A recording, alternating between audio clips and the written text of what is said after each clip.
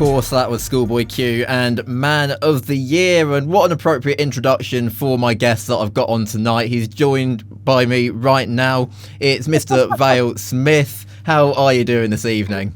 That was the smoothest segue of all time. Oh my goodness. Man of the Year, yeah.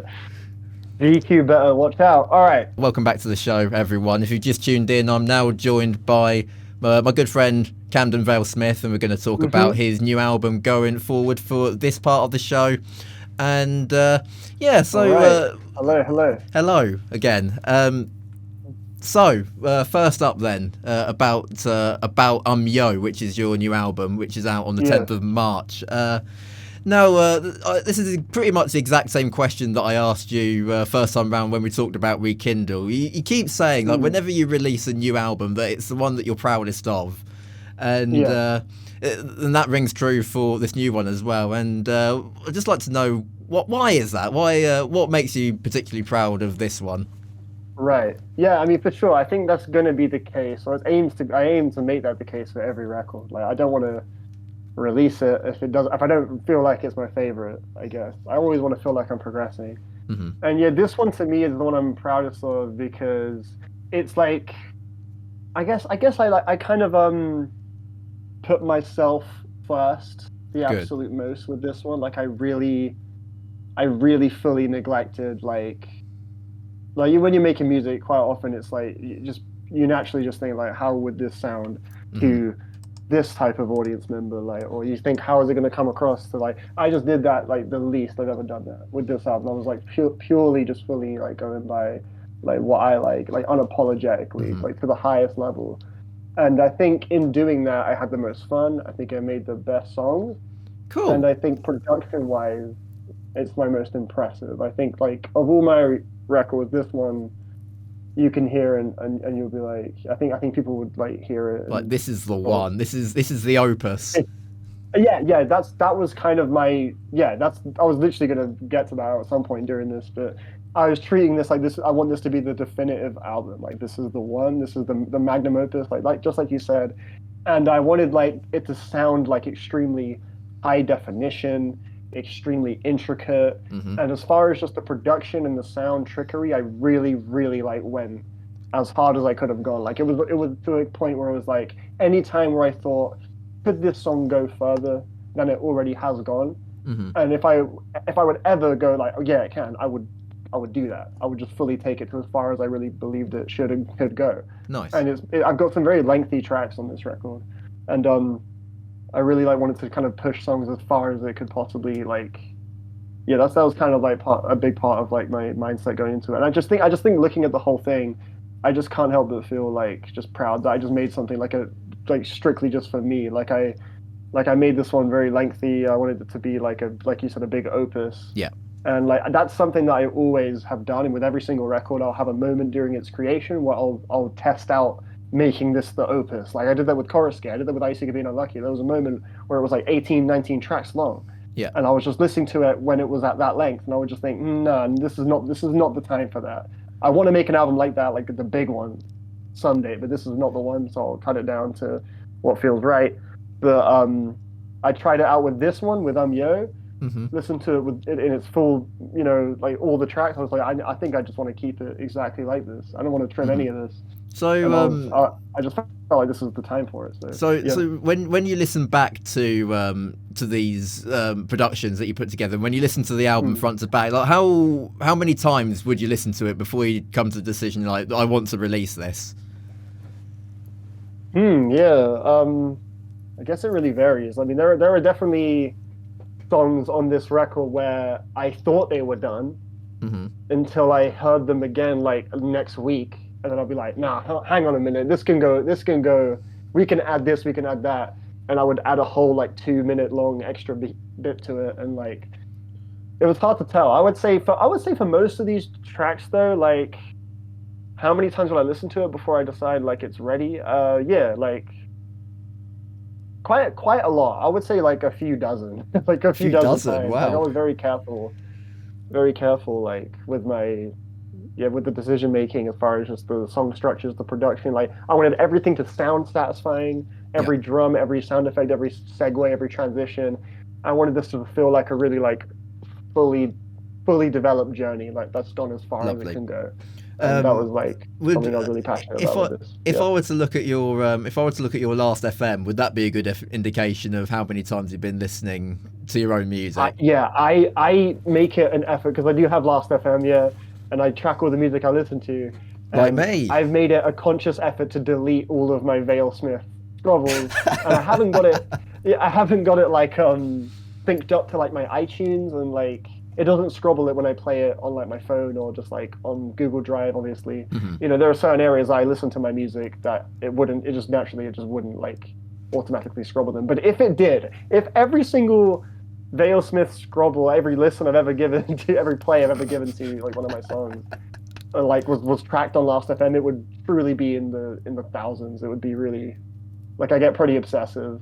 I get to a point where I can't do anything else. Like I'll try and like watch a film, or I'll try and go for a walk, or I'll try and like listen to another album. I'll get like 10 seconds into it and be like, I just can't bring myself to focus on it because I'm just thinking about the song I just made, and I'll have to listen to that. And it's crazy. I can't seem to pry myself away sometimes.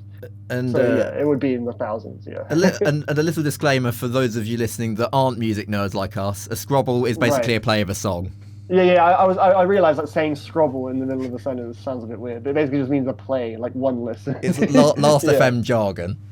Yeah, Last FM jargon. If you have an account on Last FM, you know what that means. It's a bit like an app that tracks your listens as scrobbles. Yeah. But yeah, it would be in the thousands, man. Like seriously, I with this album more so than any other, I got like pretty obsessive over it because I knew I could hear that this was the one. This was that opus album I've been like trying to do this whole time, or like wanting to do at some point, but never felt ready for.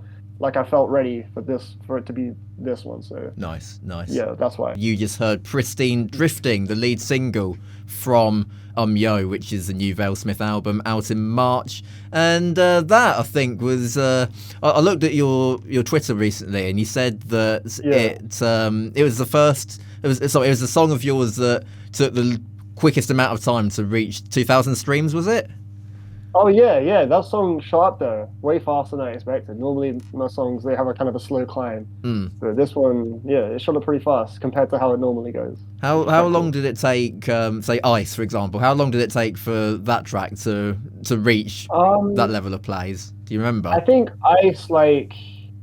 Ice was slower but like more consistent, and just slightly, like the jumps in streams would be like slightly bigger than usual, and because that wasn't like a single. Ice was like, I saved Ice for the album, and I did kind of feel like it would be like a favorite because a friend of mine named Elliot, like before the album came out, he messaged me because I had played Ice for him like way before Rekindle released, and he was like, "Oh, I can't wait to hear your new album, Rekindle. I hope that song that you showed me, that brother, my guy, like that song, I hope that was on there. That was crazy." So when he said that, I was like, that got a reaction out of him. So nice. That made me think maybe it would be like a crowd pleaser. And then the album came out again, wasn't a single, didn't promote that song, and it just, I think just naturally of people enjoying the song, it just ended up getting a quicker sort of growth than usual. So I'd say it's still right now, out of all my songs, it's the one that like climbs up in streams the most every day. It's definitely one of your. I'd say. I want to say accessible songs. Are you okay with me? Would you say that's the case? It's one of your sort of. Yeah, for sure. Yeah, I think so. Yeah. Yeah, because a lot of my songs are really like sporadic, and they kind of dart around a lot. That song doesn't really do that as much. No, it's a bit more consistent. Yeah, it's more like kind of groovy. It keeps you locked into that sort of groove, and gives you enough like sort of changes and switch ups and melodies to keep you listening to it and engaged with it. And it doesn't like throw your brain around too much. Like a song like like One Conversation off Rekindle. That song kind of throws your brain around a little bit. Yeah. Wanna Fly, that song. Yeah, like that. Some of my songs, they are dynamic in that way. But that song I think is like it's more kind of locks you in, and I think that makes it a bit more accessible because lovely. Yeah, those other songs can be maybe a little bit too jarring for some listeners, and it's not their style. A lot of your tracks are in like different sections almost. Yeah, exactly. Like that was more of like a house kind of thing, and like a dance. I wanted to make like a catchy sort of Vale-Smith dance song. That was kind of the goal with it. So to see it be received that way, to me, it was just sort of like confirmation that I kind of the results a good paid idea off. in mind of how to approach and execute that. So that was nice to see. So I'm really glad that that song's done pretty well. Yeah, me too. So next thing we were going to discuss is we talked about this being your opus already, but it's also your longest album by quite some way, I think. A mammoth 20 tracks. 20 songs on it. There's 20 songs and there's 73 minutes of music. Wow, that's a lot of food for us fans. Oh, yeah, thank you. Yeah, I really battled over this. That's something I am so bad. When I say bad, I'm just really indecisive when it comes to track list sequencing. It will take me forever to land on something that feels right. I'll always think, is there another sequence that would work better, that I'm just not trying out? And with this album, I was like, I really battled over that. I was like, should I commit to doing it this time? And like I was saying, I've always tried it with the previous records, like make it a big long album, but should I commit to it this time? Like, because again, like especially when you're an artist that isn't particularly like, huge or anything. Like I'm quite an underground producer. You want to be able to catch people's attention, and like it's easy to do that with like a shorter record, Yeah. But yeah, so I was thinking like, what should I cut this out? Like maybe he doesn't need this song. Maybe like it would flow better. Maybe people would like appreciate that more. Because I'm very certain, I'm sure the opinion of it's good, but it should have been shorter will definitely happen. Yeah, I'm pretty sure that will happen. To be I honest, kind of at a certain point decided, you know what, I'm honestly fine with that. Like I love all of these tunes, bro. Like I just want to. Again, like I was saying earlier, I very unapologetically made this album for me, 100%. I wanted to just be a bit indulgent this time around. Sure it just felt like this was all getting piled up, all getting bottled up. Like I wanted to release this all. It just felt more cathartic as a listening experience for me when I would listen to it with all 20, and I would compare it to how I felt listening to it with just like maybe a trimmed down like 14, 15, 13, whatever. I would just find it more fulfilling as a whole piece as with the 20. Like I would just respond to it like I feel like this is like the full record. Like this feels like everything's there. Like I've not missed any. I've not left a stone unturned. So it just felt right. Even though it was a bit ambitious, and I'm sure people will listen to it and think it is too long, but that's cool with me. Honestly, I wanted to make this for me. So that's all. And as long as it's something that you're very incredibly happy and confident to release, that is the main thing at the end of the day. Yeah. Like I really do feel, like I was saying, I do feel proud about it, and I feel like I wouldn't like it as much if it was shorter. Like I personally, when I listen to this record, I get swept up in it pretty quickly. Like in the same way, like there's a lot of long albums that I really enjoyed recently. Like Big Thief's album was really long from last year. And that album, I think that was also 20 tracks. Yeah, that's right. Beach House as well. They had a really long record. Those albums, like I could hit play on like track 6, track 1, track 3, just get lost in it, just stay in that album easily. And that was like something I really cherished about those records. So there was just like a big pool of just like blissful songs, and like there was never really a moment on the record where I wasn't engaged with it. And like I wanted to kind of do my own sort of version of that, where it's like here's like a big, just massive ocean of Vale-Smith sounds, and I wanted to work really hard to make all of it exciting, all of it fresh.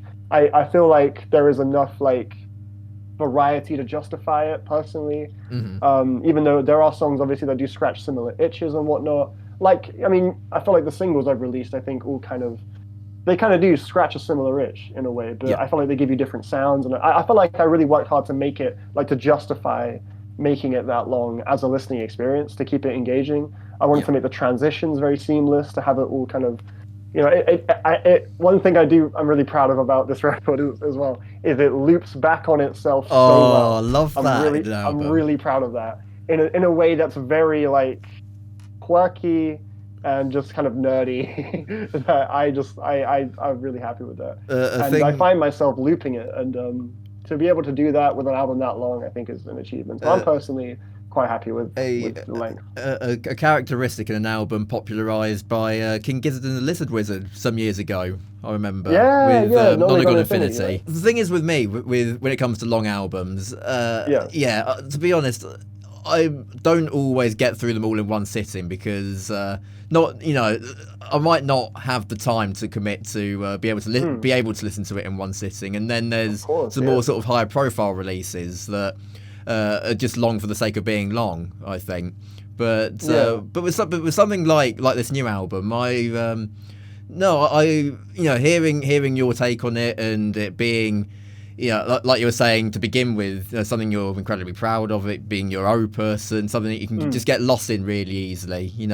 Albums like that, sometimes, even if it's long, it really just doesn't feel like 73 minutes or however long you said this album is. Yeah. Like, I feel that. Like, I wanted this record to as a full experience. Like, it's worth listening to it from front to back. Like, if you decide to do that, there is like an experience there that, that's something I wanted to try. But I also wanted to, like I was saying earlier with the Big Thief album, the Beach House album, like, I feel like there is, if you look at this whole track list, you could take any stretch of 4 songs or any stretch of 5 songs, and that would work really well. Just sort of, if you wanted to just jump in for a little bit, like, it's just like I wanted to give it, because that's something I was doing a lot with those records. Mm-hmm. I would just like hit play like halfway through, and I would just get really comfortable really quickly, and it wouldn't feel like I'm missing out on a certain context or anything. Because certain albums are like very, very much designed to be from the beginning. Yeah. And maybe if you jump in halfway, it doesn't feel right.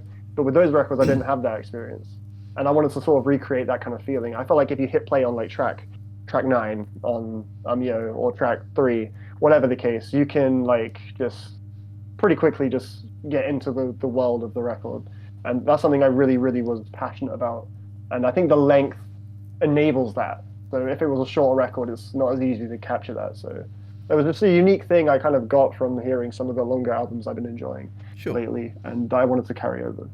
And you were saying about the context of certain longer albums being sort of spoilt in a way if you hit play halfway through, and you were just saying about the loop at the end and then back to the beginning. You're not going to get that you're not going to get that sort of that certain experience and joy if you do that with this LP and just hit play halfway through by the sound of it. I wanted it to sort of like work both ways, but I mean, sometimes I listen to the record front to back, sometimes I'll listen to it like just until a halfway point. And I wanted this to be like a fluid thing where listeners can sort of enjoy it on their own terms, and it will just kind of work regardless. So nice. That's kind of something I aimed for. That was an attempt made here. Mm-hmm. We'll see how it gets received. I'm really nervous about this album. I can't lie. I've never been this nervous about an album because I genuinely I'm not that certain on how it will be received. Like, as I was making it, I was doing it strictly for me, 100%. Mm-hmm. And like, now that it's like on its way to be released, I'm so unsure on certain things, and I'm just really curious because I feel like I had an idea with Coruscate, with Rekindle. I sort of had an idea of like what would be the favorite tunes, and sort of I could kind of map it out. With this one, I'm kind of confused. Sure. So that's got me really excited, but also a little nervous. So the next thing I want to ask, quite a big one now, about about what your main inspirations for this new album were. I know you said a lot about it being an album made exclusively for you more than anyone else, but what sort of what influences did you have up your sleeves for this new album? Yeah, man, I mean, I honestly, like, for this album, and I normally don't do this, but for this album, I actually veered away from my usual sources of inspiration. Normally, I will listen to my favorite producers, when I'm like want to get excited about making music, but I actually, I kind of I tried to sort of like, when making this music, keep that out of my mind and out of my rotation, and make it as naturally me as possible. I want it to be like the most definitive Vale-Smith release. I'm trying to think like if there's any sort of unique drawing point, like outside of like I will say actually like I said earlier, I've already said like Big Thief and Beach House. Those records actually really inspired this, and just like the tone and sort of what they accomplished in their careers with those records and what they stand for was something that really motivated me. So it's less about the sound, but more about the context this time round. Yeah, exactly. As far as the sound, I'll credit Breakins for sure, because like as far as the production goes, Breakin definitely just like with the like the overwhelming level of like detail. Mm-hmm. Like listening to Breakin's music inspired me to really really pack every moment with something like kind of ear grabbing. Like that's something I really catch about his music. Like every 3 seconds, I hear something that I want to run back right away. Like that's something that I did kind of end up channeling on this album that I pulled from him. Mm-hmm. But yeah, I think you're right. I think it's really more about the context. I kind of wanted to just sort of zone in and sort of make it as authentically me. It's like sonically, like I wanted to make it as authentically me, and like really like fully put my foot down and put a stamp on what a Vale-Smith song sounds like. Like, because I guess it's like not exactly difficult to say, oh yeah, a Vale-Smith song kind of sounds like a little bit like X, like a bit of X meets Y and this and that. And I wanted to try my best to kind of like just zone in and block out any like typical sort of reference points or like influences, and maybe try and carve out like and really define for myself what that means, like a Vale-Smith track. Mm-hmm. And the melodies are extremely bright on this album. The whole record mostly has a tone of like happiness, brightness. Like I normally have like a few like hard tunes, like I have like on Rekindle I have like Kismet or something, or on Chorus Skate, I have like Ace Ransom, or just like a Veracity in the Warehouse. Like I'll have like a more aggressive song. Yeah. Barely on this record at all. If there's only one song I can even call like even close to being there, and even then it's only for like half the song. Like it's really like hardly that kind of thing. I wanted to like really knuckle down on my melodic side with this one. As far as like the tone and the sounds, it's definitely more melodic, more sunny. Obviously because of the whole visual. Yes, to do with the sun. We'll get to that in a moment. Yeah. So there you go. As far as like inspirations, I don't really have any sort of particular like. There wasn't like an album or an artist that like I listened to and I was like, yeah, that is the inspiration. Like, I kind of wanted to sort of find that more naturally, I suppose, by blocking out like my typical methods of getting inspired, I guess. And but to sum up, really, then this is your most you album. Like from the bottom working upwards, it's it's the album that you wanted to make. It's the one that you wanted to sound like nothing else out there, and etc. etc. Yeah, I really do. I hope like people come away from this record feeling like they heard like a breath of fresh air or like something unique. Like that's something that I would really love to hear. Like I would enjoy like knowing that someone came across this and they were like, oh, this sounds like quite special, quite different. Mm-hmm. Like because I mean, not that my other records can't. Like, I've heard that before from previous records. People have like, oh yeah, I came across this. It sounds like something, pretty unique in electronic music, and that's always nice to hear. But I do think it's like clear where like the sounds I'm pulling from. I do think are quite like clear. And I'm not saying that isn't still the case here, but I do want this record more so than any other to like strike people as something that only I could bring. That's something I really wanted to like I wanted to maximize. Mm-hmm. So that was important to me. Cool. Definitely. Yeah. So you were talking about the more melodic side of this album that you're focusing on this time around, and the much brighter sound, which is of course reflective in the artwork, which. It's to me, when I look at it, it's quite, even though it's very bright, there's an element of mystery about it because you got the sun that's sort of absorbing everything in its path, and I can't really make out the surroundings too well. Right. Yeah. That's intentional. Yeah, that's something I was conscious of. I noticed that as well when I would look at it, and I would like figure out the shots I wanted. I would go to certain places nearby that I just thought had that like sort of mystery to it when I would be there in the sunset. And this album was very much like born out of the small inklings of like kind of like any time I would get like a small inkling of just genuine bliss, genuine freedom, just like, and I would work on some music. Like this album was just born out of me just trying to like tap into just the world I never want to leave. Mm-hmm. Like, and because like I was saying like earlier on when you were asking just how I've been doing, like, yeah, like life is busy. Life is very busy. And there are many times where I want to rest. I want to enjoy myself, and I'll feel like I should be doing something else. And I can't really fully commit to the rest because I'll feel like guilty for it. In a very natural things you just kind of like struggle with. Mm-hmm. And quite a lot of those moments will be spent with me trying to work on new music, and those would be the only moments that really felt like genuine like relaxation, like bliss, like I wouldn't feel the pressures of like time slipping away from me. And like I guess the sun, in the use of the sun is sort of referencing like what that kind of felt for me, like this big beaming thing that I just genuinely like felt like heaven whenever I would get to that. And whatever's surrounding it is just like just filler, just it's happening around me, and I'm just trying to sort of make my way to that. So that's why I made that album cover just the sun, basically. So And the then like sun, the rest of the artwork is sort of to like get the get sun's there, super but there's other stuff going on. So to get super artsy about this cover, it's like, so the sun's like this sort of portal to like this dream world in a way. I guess, yeah, that's a good way to put it. I love that. That's a beautiful phrasing. I love that. Yeah, that's kind of it. I thought the tone of it, the color schemes, and everything really matched the music. There's a lot of like, loads of melodies going on. Like I think melodies are the thing that feel the most uniquely me out of my previous records. Like I feel like whenever I do try to make like a banger, like a hard track, or like I'll try and make like something like that. Like it will sometimes, not all the time, but sometimes it will really potently sound like something that has been done before and better. And like I enjoy making like music that like really like pops off in that way and sounds like with like heavy bass and stuff.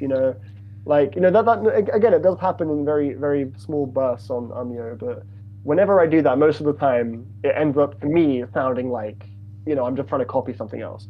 Whereas when I'm making tracks that are more melodic, I feel like the melodies I come up with and choose and sort of like decide to pile on top of each other, they feel pretty uniquely Vale-Smith. I mean, I've tried to really make them feel that way, at least on this record. Cool.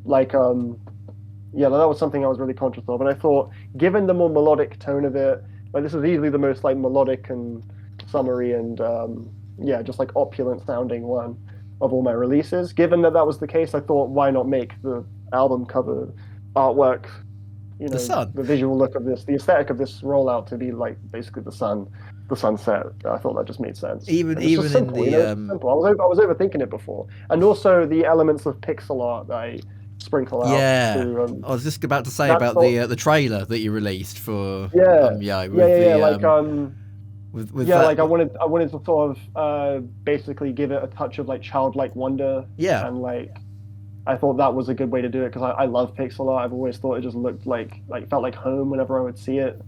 And a lot of it is drawn by me as well. I'm no like artist, but I'll just sort of just have fun and just play around and just make some pixel images and sort of have them move about.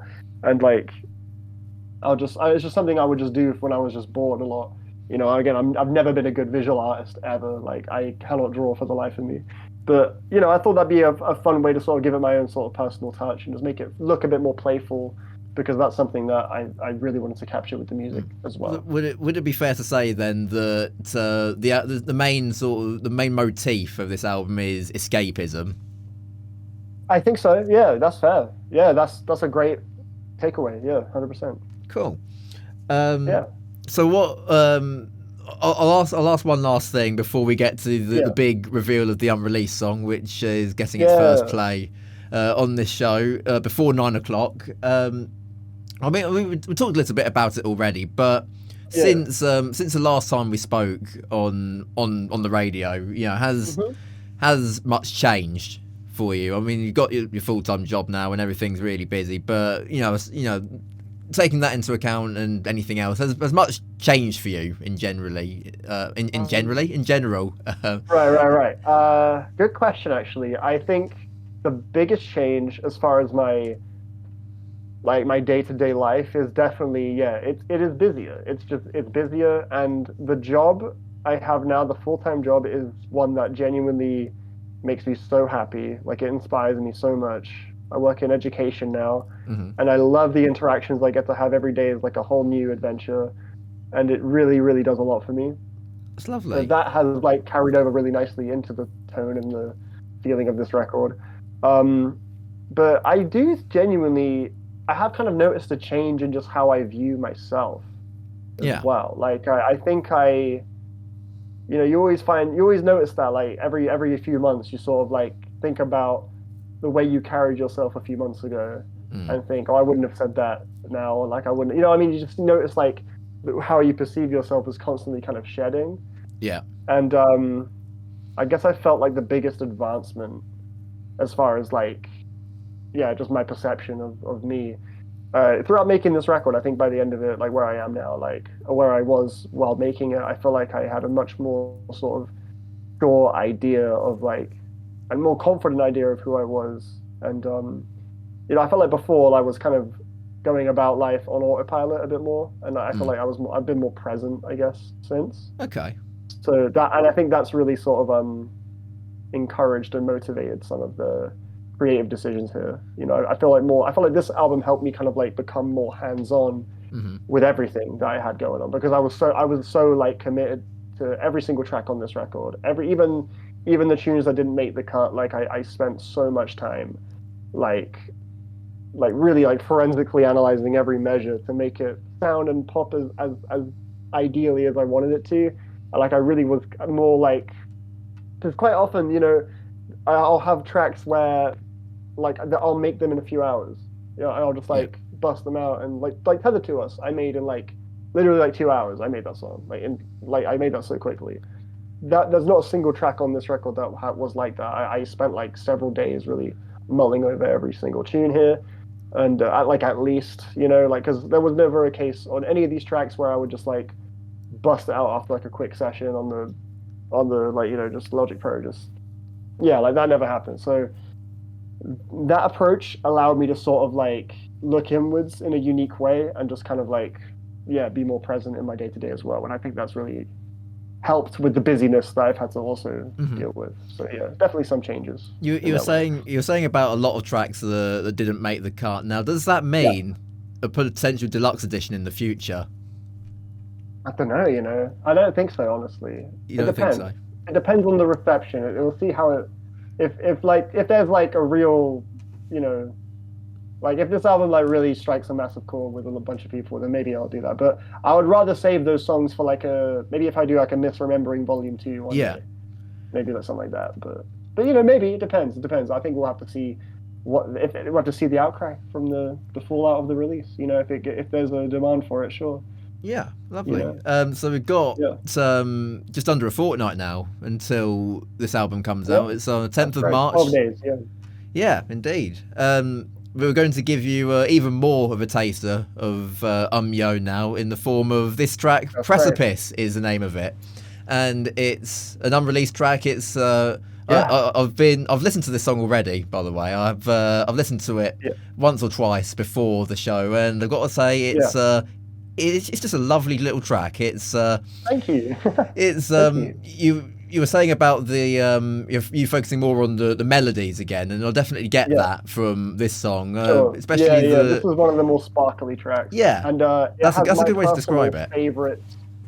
This track has my personal favorite drums on the whole record. I love the drums. You love the drums, particularly on one moment in the second half. I really like the drums. But this is Precipice. This is track number 15 from Yo. And it's definitely a song that I think I would call it a deep cut in every respect. It's got some dynamic shifts going on, and I was very inspired by, actually this is an inspiration I can give you that I didn't say earlier.